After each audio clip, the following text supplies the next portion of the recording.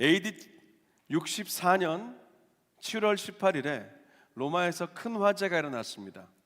기름 창고에서 시작된 불이 삽시간에 시내로 퍼졌고 여기저기 불길이 옮겨 붙었습니다. 다행히 불길은 잡았지만 이제 문제는 온 로마 도시 안에 소문이 나기 시작합니다. 네로 황제가 일부러 불을 질렀다는 겁니다. 민심이 점점 강하게 요동을 치니까 이 네로는 정치적인 수단을 꺼낼 수밖에 없었습니다. 누군가에게 뒤집어 씌워야 됐습니다. 근데 기독교인들이 딱 적임자였던 거지요. 그들은 숫자도 많고 결집도 좋은데 결코 무력을 사용하지 않는 집단이었습니다. 그래서 뒤집어 씌우기가 딱 좋았어요.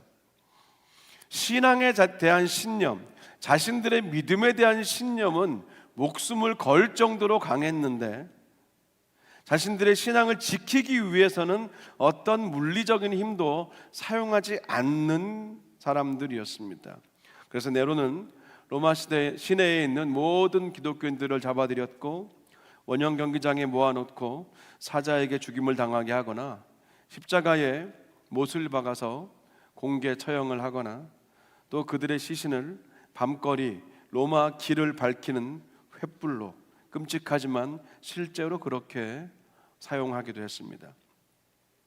오늘 이 베드로전서가 기록된 시기가 바로 그 로마의 대화재와 기독교인들의 핍박과 같은 시기라는 거예요. 그때 적힌 편지입니다. 그래서 베드로가요, 이 서신 안에서 계속 반복적으로 말하고 있는 표현들이 있어요.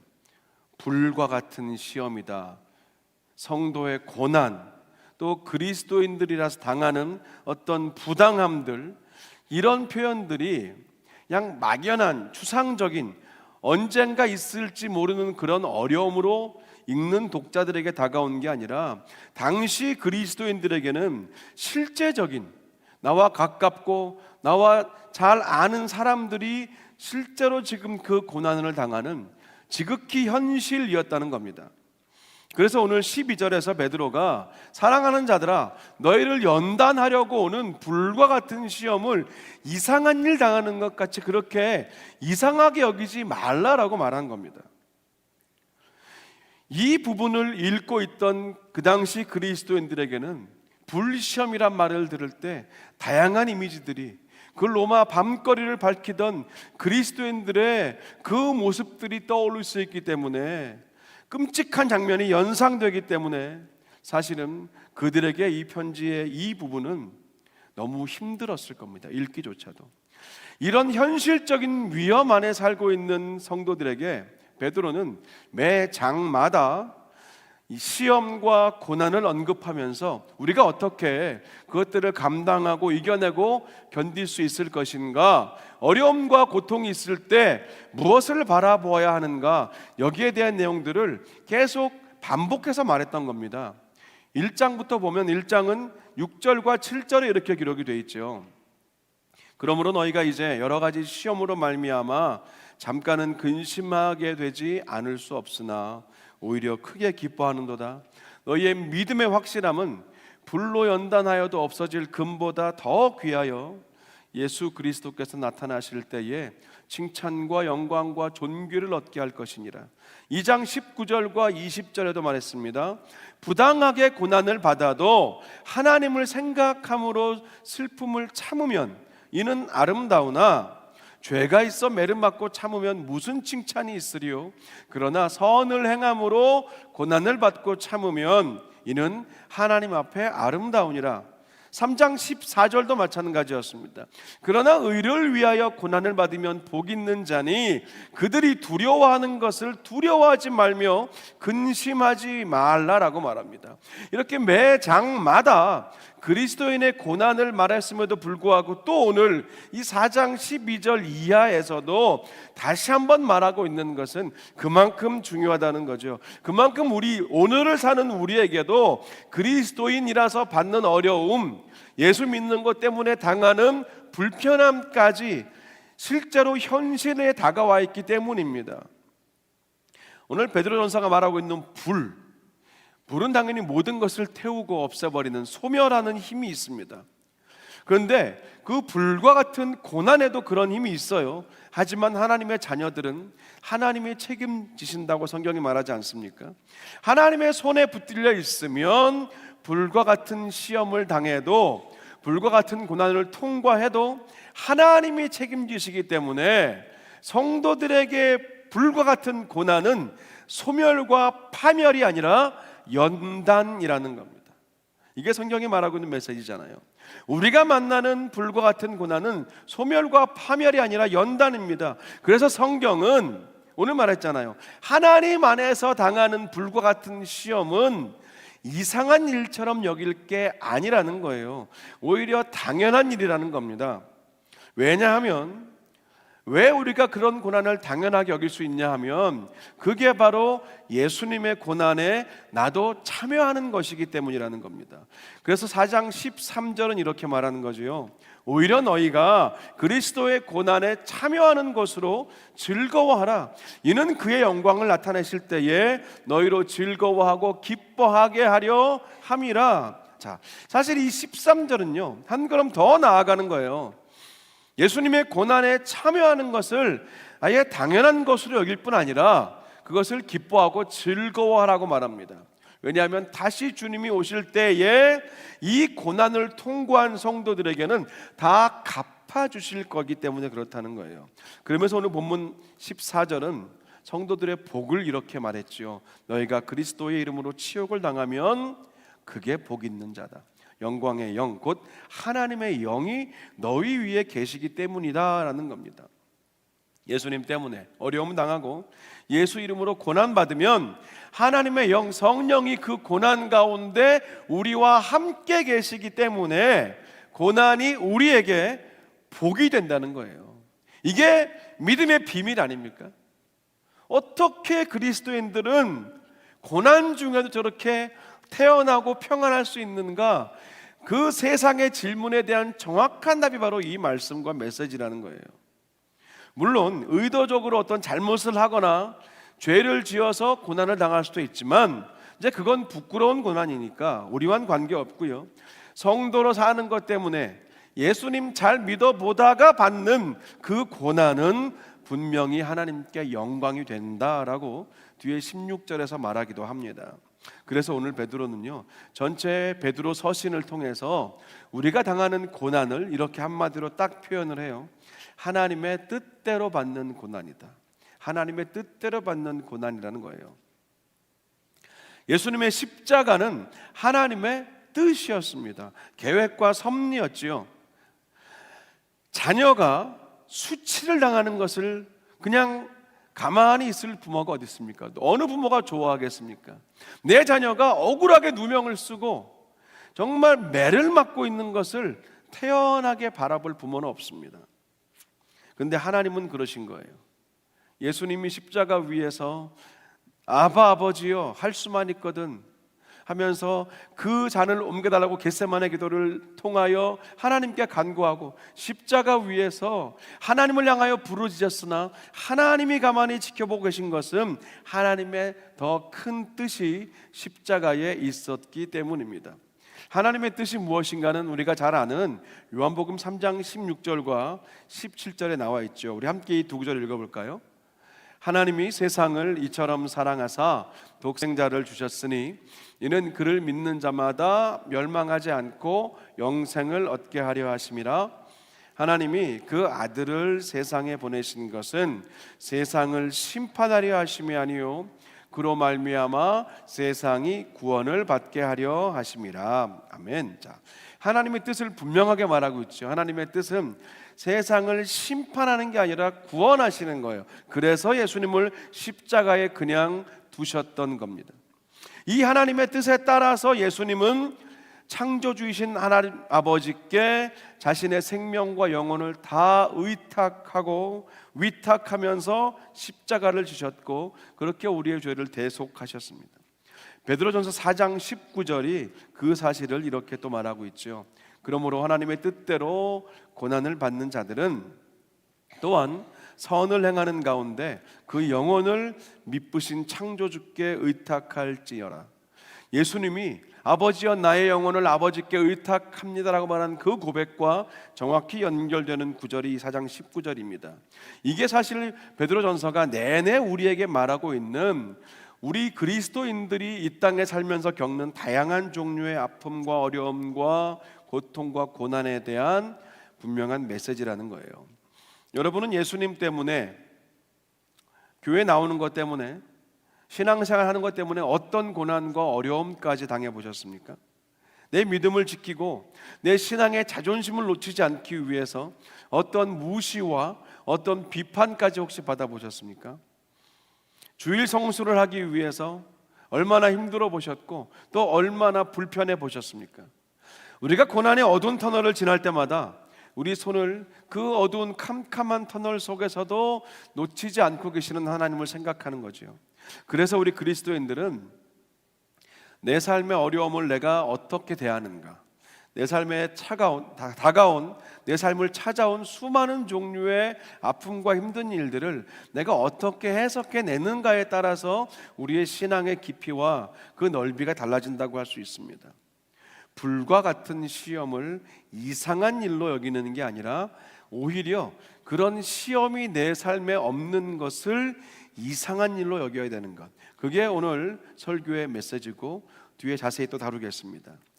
내가 진지하게 예수 그리스도의 길 위에 서 있다면, 단 하나로도 주의 말씀에 순종하려고 애쓰고 있다면 고난이 없는 게 진짜 이상한 일이라는 거죠. 그래서 오늘 성경은 우리에게 예수님 때문에 당하는 고난을 이상한 일로 여기지 말고 오히려 고난이 없는 것을 이상하게 여기고 예수님 때문에 받는 고난은 당연하게 여기라고 말하는 겁니다. 1991년부터 지금까지 35년 정도 필리핀에서 선교사역 감당하고 계시는 양한갑 선교사님의 간증을 읽은 적이 있습니다. 선교사님이 필리핀의 나병 환자 마을에서 선교를 하시는데 2008년에 이제 나환자촌에 들어가서 사역을 시작하셨을 때 처음 만났던 형제가 있었어요. 이름이 봉팡일리난이라고 하는 형제였는데 그 형제가 그 나환자촌의 첫 번째 성도가 되었습니다. 그래서 봉 형제 집에서 그 마당에서 첫 주일 예배가 시작되었어요. 근데 아무것도 없는 그냥 마당이었기 때문에 뜨거운 햇볕 아래서 예배를 드렸습니다. 그 모습을 보던 봉 형제가, 그 형제는 10손가락이 다 없는 상태였습니다. 나병 때문에. 근데 어디선가 낡은 양철판 하나를 구해와서 지붕을 만들었어요. 그렇게 지붕을 하나 얹은 것은 시작으로 해서 1년 동안 교회가 만들어졌습니다. 정식으로 건축이 되었어요. 봉 형제는 건축하는 내내 그 문드러진 손을 가지고 흙을 파고 땅을 개우면서 그렇게 하나하나 벽돌과 흙을 나르면서 교회 건축을 했고, 그런 귀한 언신들이 함께 모여서 교회가 완공이 됐습니다. 근데 얼마 시간이 지났을 때 봉 형제가 갑자기 쓰러졌다는 소식을 듣게 됩니다. 두 다리에 골수암이 퍼져서 지금 다시는 일어설 수 없는 상태가 되었다는 거예요. 근데 엎친 데 덮친 격으로 봉 형제의 아내마저도 두 눈이 보이지 않는 그런 시력을 점점 잃어가고 있다는 소식을 들었습니다. 근데 더 충격적인 것은 그 봉 형제 부부가 이 일로 인해서 완전히 믿음을 떠났다는 것, 하나님을 버렸다는 얘기까지 들렸습니다. 그동안 형제 부부는 교회 일이라면, 하나님의 일이라면 온몸을 다 던져서 섬겼어요. 그런데 그 형제 부부에게는 어떻게 하나님이 우리 부부에게 이렇게 할 수가 있는가? 하나님이 어떻게 이런 징계를 줄 수 있는가? 도무지 이해할 수 없고 받아들일 수 없었습니다. 그렇게 자신이 교회를 위해서 삶을 내어드렸는데도 지금 자기의 모습은 두 다리에 골수암에 걸려서 평생 걷지 못한 상태가 되었고, 사랑하는 아내도 두 눈을 볼 수 없는 상태가 되었다는 것, 하나님을 향한 원망이 들어왔습니다. 근데 늘 그렇지만 원망을 제대로 다루지 못하면요, 늘 원망은 우리 마음에 있는 믿음의 자리를 대체합니다. 원망이 들어오면 믿음을 쫓아버려요. 그래서 원망을 막지 못하면 결국 우리의 믿음도 사라지는데, 정확히 그 형제 부부도 그랬어요. 하나님을 향한 원망을 다루지 못하고 그냥 원망이 들어와 버리니까 믿음이 사라져 버리는 겁니다. 봉형제 부부의 소식을 듣고 선교사님이 곧장 병원으로 가는데, 가는 차 안에서 하나님이 선교사님 마음 가운데 위로하지 말고 책망하라던 그런 마음을 주셨습니다. 그래서 이렇게 말을 했어요. 형제가 예배의 처소로 형제의 집을 제공한 것도 사실입니다. 건축부터 교회 사역까지 많은 일 감당한 것도 당연히 사실입니다. 그런데 그 일들을 내세우면서 마치 대단한 의인이 된 것처럼 하나님 앞에서 고개를 들고 불만을 쏟아붓고, 그것도 모자라서 아예 예수님을 안 믿겠다고 이렇게 하는 것은 잘못된 일입니다. 잘 들으십시오. 하나님은 봉형제와 아내에게 빚을 진 일이 없습니다. 오히려 두 분을 구원하시기 위해서 아들을 보내주신 하나님께 여러분들이 빚을 진 겁니다. 설사 형제가 암으로 죽게 되고 아내가 평생 두 눈을 볼 수 없게 된다 할지라도 절대 하나님을 원망할 수 없습니다. 저나 여러분이나 모두 하나님께는 빚진 자들이기 때문입니다. 이렇게 말씀을 하시는데, 성령께서 그 부부의 마음 가운데 역사하셨어요. 봉형제와 아내는 그 자리에서 뜨거운 눈물로 회개했습니다. 하나님 앞으로 돌아왔어요. 이 2달이 지난 뒤에 봉형제는 휠체어를 끌고 주일 예배로 왔는데, 며칠 전에 하나님의 능력으로 인하여 봉형제의 암이 다 없어졌다는 기적 같은 판명을 받았고, 봉형제의 아내의 눈도 그 2달 사이에 정상적으로 보이기 시작했다는 감사의 고백을 들고 교회로 왔습니다. 그리고 정확히 1년 7개월 뒤에 휠체어 없이 목발을 짚고 교회로 걸어 들어왔습니다. 그 부부의 삶은 큰 간증이 되었고, 지금까지도 하나님이 사용하시는 복음의 도구가 되고 있습니다. 자, 분명히 이 봉형제 부부는 정말 뜨거운 불과 같은 시험을 당했죠. 시련을 만났습니다. 처음에는 그 시험을 이상한 일로 여겼어요. 도무지 납득할 수가 없었으니까요. 말이 안 됐기 때문입니다. 정말 하나님이 계시다면, 아니 우리 같은 부부를 축복하셔야지 도대체 누구를 축복하신다는 건가? 원망에 원망을 하면서 하나님께 등을 돌렸습니다. 근데 그들은 하나님이 자기들에게 빚진 게 아니라 여전히 자신들이 하나님께 얼마나 큰 빚을 졌는지를 깨닫게 되었어요. 그 복음의 은혜 앞에 다시 하나님 앞에 돌아왔던 거죠. 우리에게는 이 봉형제 부부 같은 그런 모습은 없는가 하는 겁니다. 그런 거죠. 하나님이 진짜 살아계시다면 내가 하나님을 위해서, 그리고 하나님의 교회를 위해서, 목회자를 위해서, 사역을 위해서 했던 일을 모르실 리가 없겠지. 진짜 하나님이 전지전능하시다면 내가 아무도 모르게 하나님만 아시게 했던 그 일을 반드시 어떤 모양이든지 갚아주시겠지. 그 어려움 중에도 내가 최선을 다해서 교회를 섬겼고, 그 힘든 중에도 최대한 정직하게 헌금 생활도 하고 주일 성수도 빠지지 않았으니 하나님이 알아서 잘 기억해 주시겠지. 물론 우리가요, 이런 마음을 갖는 것 그 자체는 잘못이 아니에요. 죄도 아닙니다. 오히려 자연스러워 보이기까지 해요. 근데 바로 그 마음을 갖는 것에서 조금만 곁길로 새 나가면 기복신앙이라는 그런 벼랑에 빠질 수 있습니다. 절벽에 빠질 수 있어요. 그런 마음이 들어올 때 그 마음을 제대로 다루지 못하면 우리는 영락없이 기복신앙으로 빠지는 거예요. 저는 오늘 말씀을 준비하는데 하나님이 그런 은혜를 주셨어요. 우리가 기복신앙 얘기를 많이 듣는데 오늘은 블레싱 뱅크라는 개념을 좀 생각하면 좋겠어요. 블레싱 뱅크. 참 이런 겁니다. 우리가 하나님을 대할 때 항상 나에게 복을 주시는 블레싱 뱅크로 대한다는 거예요. 이게 기복신앙이라는 거예요. 내가 하나님을 위해서 섬기고 봉사하고 헌금 생활하고 선교 가고 사역하고 아무도 하지 않고 아무도 보지 않는 일을 열심히 섬긴 것, 그것을 블레싱 뱅크에 차곡차곡 입금을 했다고 생각하면 그게 바로 기복신앙입니다. 입금이 뭡니까? 그 다음은 출금이죠.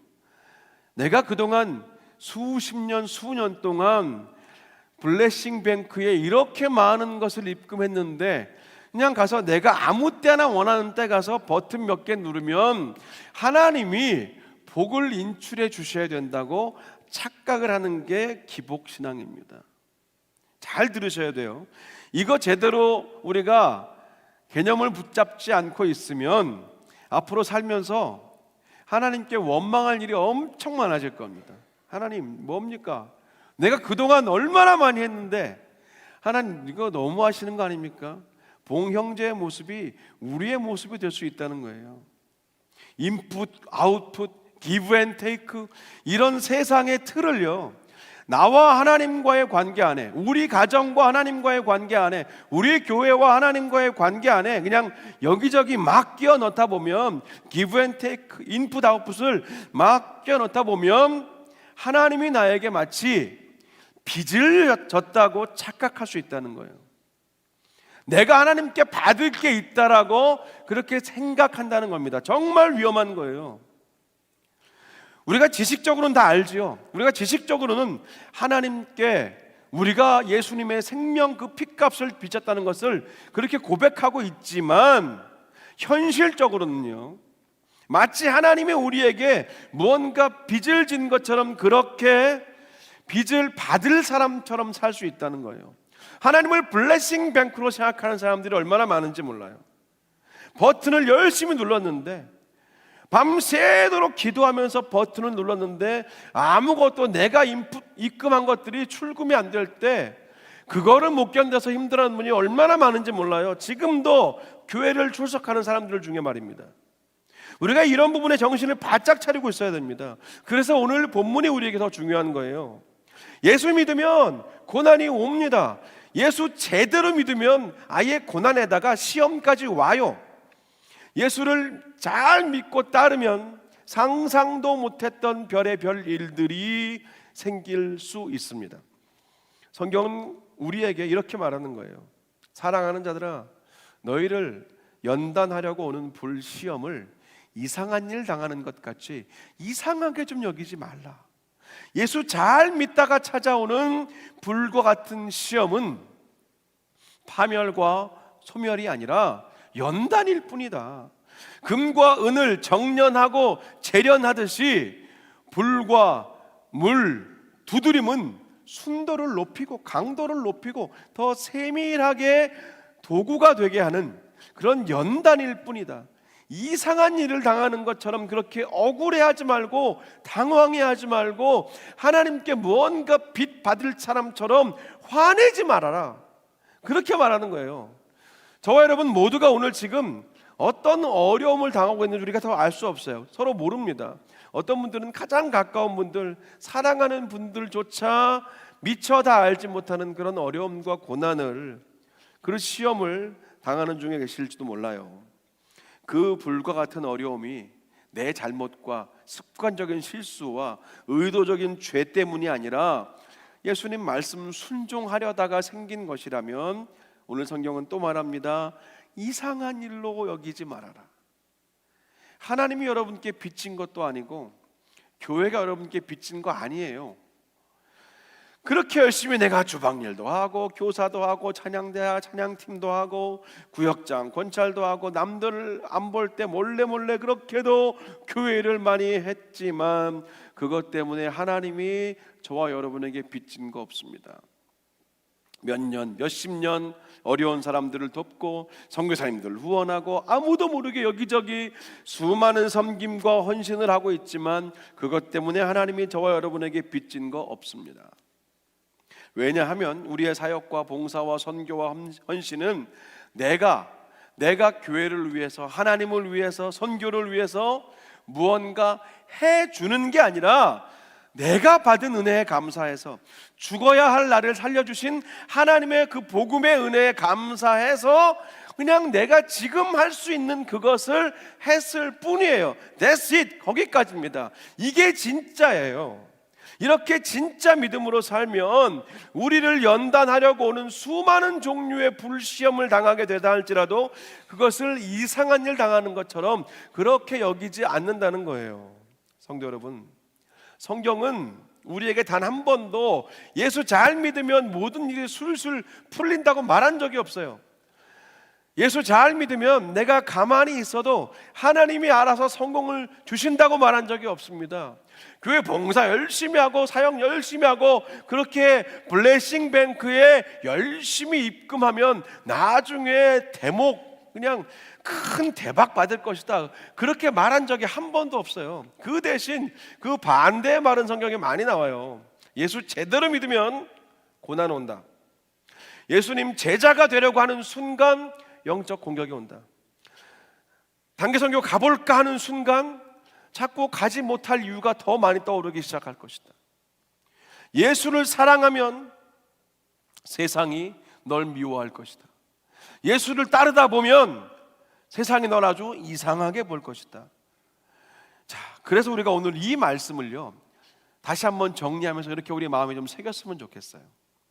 진짜 이상한 일이 뭐냐면, 설교의 제목인데, 진짜 이상한 일은 내가 누구보다 예수님을 잘 믿는다고 생각했는데 내 삶에 아무런 고난과 시험이 없다는 거, 이게 진짜 이상한 일이에요. 여러분, 진짜 이상한 일은요, 나는 분명히 예수님 사랑한다고 진심으로 고백하고 가는 곳마다 누가 물어보면 그렇게 I love Jesus라고 말하는데도 불구하고 세상이 나를 미워하지 않는 것, 이게 이상한 거예요. 진짜 이상한 일은 나는 예수를 믿고 따른다고 오랫동안 여겨왔는데 세상이 나를 전혀 아직도 여전히 이상하게 바라보지 않는 것, 이게 이상한 거예요. 진짜 이상한 일은 이런저런 여기저기 봉사와 사역과 훈련을 받았음에도 불구하고 나를 통해서 열리는 선한 열매가 없는데 그게 너무 이상해 보이지 않는 거예요. 즉 내가 이렇게 하나님 오랫동안 섬기고 교회를 사랑했는데도 불구하고 나를 통해서 열리는 선한 열매가 없는 게 익숙해져 버린 것, 그게 진짜 이상한 일입니다. 진짜 이상한 일은 하나님의 말씀보다 사람의 말에 더 귀를 기울이고 하나님의 능력보다 사람의 힘을 더 의지하면서 살고 있는데도 불구하고 아무런 내 삶에 어려움이 없다는 것을 내가 언제부턴가 그냥 당연하게 여기는 것, 그게 진짜 이상한 일이에요. 여러분, 그래서 간절히 바라기는 이걸 잘 구분하셔야 됩니다. 당연한 일과 이상한 일. 오늘 말씀을 통하여 앞으로 우리의 삶에 당연한 일과 이상한 일을 정확히 구분하셔야 됩니다. 성령께서 지혜를 주셔서 그 일을 깨닫게 하시는 분이시잖아요. 성령을 의지하심으로 말미암아 당연한 일과 이상한 일을 잘 구분하셔서 우리 삶에 일어나는 앞으로 또 다가올 수많은 종류의 다양한 어려움과 고난, 불과 같은 시험이 도리어 하나님께 영광이 되고 우리 삶의 어려움이 도리어 예수님의 십자가를 내가 더 깊이 바라보고 그 십자가에 동참하게 하는 은혜의 수단이 되는 그런 믿음의 걸음으로 하나님의 기쁨 되시는 저와 여러분 되시기를 간절히 축원합니다.